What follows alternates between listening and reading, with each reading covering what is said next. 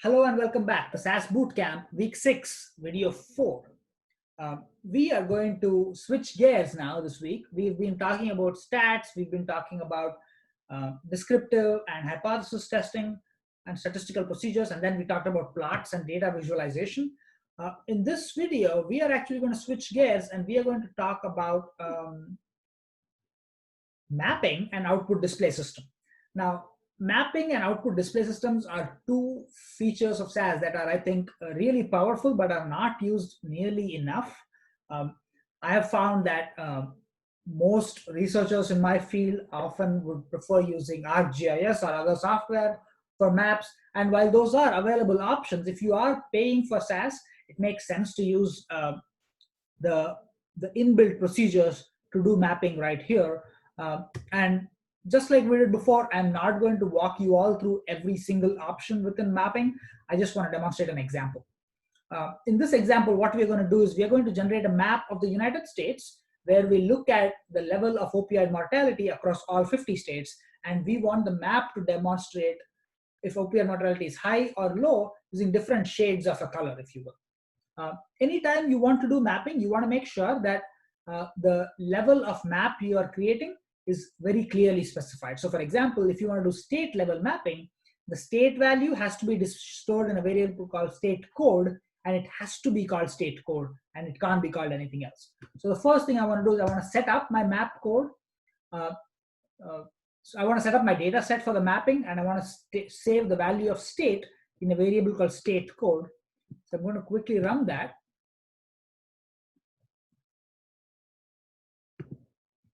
And then I'm going to move to procgmap. Procgmap is the way to use mapping within SAS, and it actually has the data equals option, just like we've seen many other procedures have, where you feed the data file into the procedure, but it also has the map equals option. And in the map equals option, you use one of the data sets that is actually inbuilt in SAS. So if you all remember from our first week's video, we talked about some of those libraries that come with SAS, some of those permanent libraries that are inbuilt into SAS. We didn't actually use them at any point before today, but you will have observed that there is a library called maps that's a default.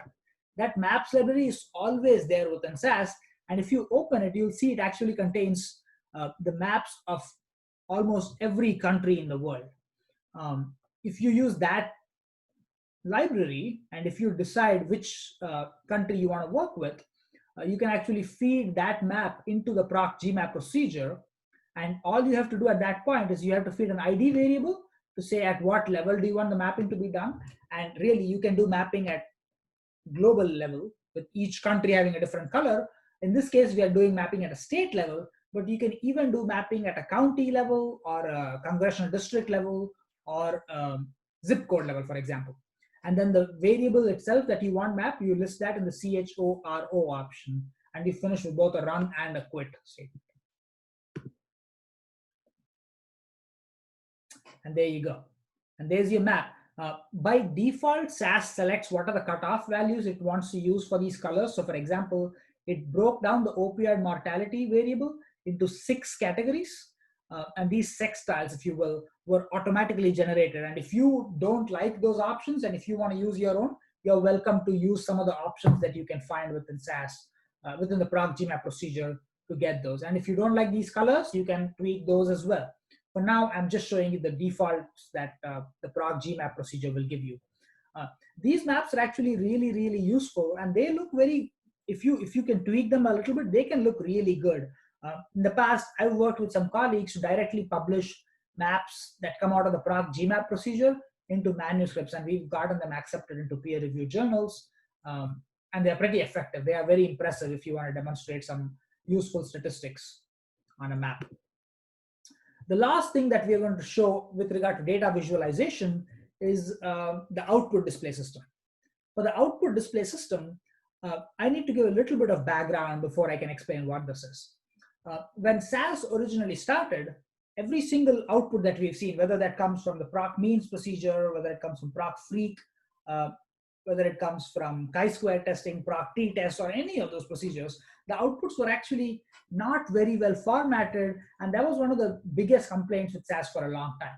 So a few years ago, and it's been quite about 10, 20 years now, SAS actually introduced the default HTML output. So the outputs that we see today in the results tab that you see here are actually all HTML format. So if I were to right click and hit save on here, it would save it as a HTML file.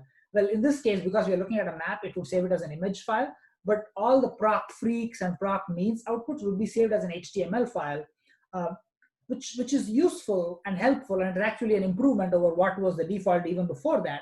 But those HTML files are not always what you are looking for in terms of output. Sometimes you are looking to output a PDF file, or you are looking to output a Word document or an Excel file, right? If you want to do things like that, you have to use the output display system option within SAS, which is ODS. ODS is actually really powerful. Again, we are not going to cover all possible options within ODS, but I'm going to demonstrate one simple example of what ODS can perform. The sad thing is that I cannot actually do this within SAS Studio, so I'm going to show you the code for doing this, and we're going to even run the code, but you'll see it doesn't work because SAS Studio needs some additional authorizations to do this, and I don't have them built in. So I'm just going to show this as an example. You can use this if you have the desktop version of SAS, and it will work, I promise.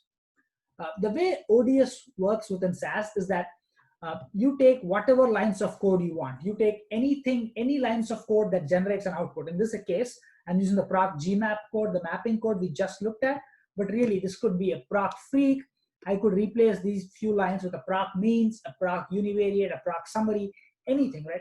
A proc print procedure, which I know we haven't talked about much in this bootcamp, but you can use any SAS lines or SAS code that generates an output, and you can nest them in between these two options. So there's a ODS open option and ODS close option. The ODS open option basically tells SAS, I want my output displayed in this format. And in this case, I'm using the PDF format. And you just write PDF, finish off with a semicolon. And then after all of your output SAS code, which generates the output you're interested in, just type ODS PDF and then close, which tells SAS that whatever output it was generating, that is complete, and it should now output the PDF file. If you use PDF, you generate a PDF file.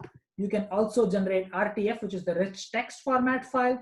You can generate HTML files also, which I don't see the need to do that because the default for displaying those results in SAS is HTML anyway. But you can display Word. You can use this to display CSV files, XLS files, XLSX, which is the newer Excel format. You can do all sorts of things with ODS and the output display system.